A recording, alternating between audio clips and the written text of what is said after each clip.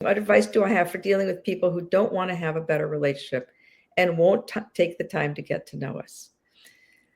So let me unpack that question for a moment, because how do you know they don't want it? Did they Great did they question, say, right?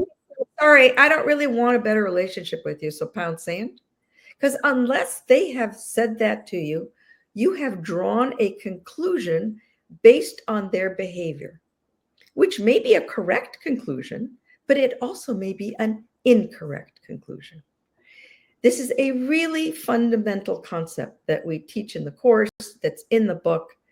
It's the concept of the three realities.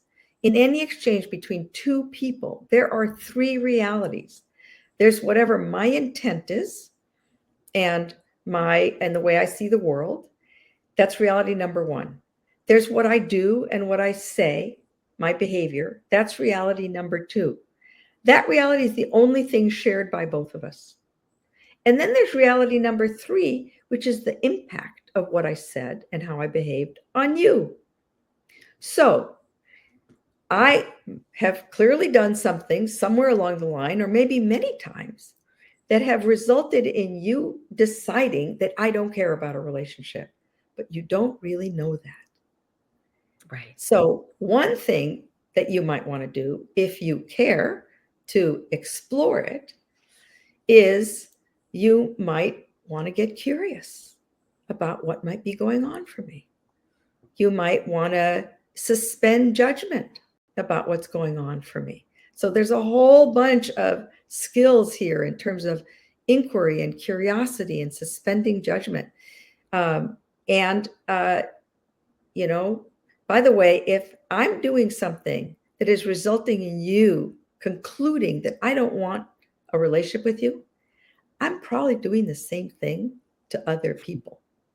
Mm. And then that means you're holding some important data for me. And wow, data is always a gift. No matter, that's why I never use constructive and I never use negative and positive feedback. All feedback is data. Therefore, all data is positive. Sometimes it's feedback about something that is constructive that you might want me to change. Sometimes it's feedback about something that's affirming, that's something you want me to leverage, but it's always positive. So, I mean, I could riff on just this question for the rest of our time, but the bottom line is, um, if you care, now it's your call. If they've behaved in ways that you just don't even want to make the effort, well, don't even start to climb the mountain. But if you think that this is a person you might want to climb the mountain with, just because they're difficult doesn't mean they may not be worth having as a climbing partner. And maybe you'll get to the lower meadow, and that's all. And that may be better than staying down at the foothill and having a dysfunctional relationship.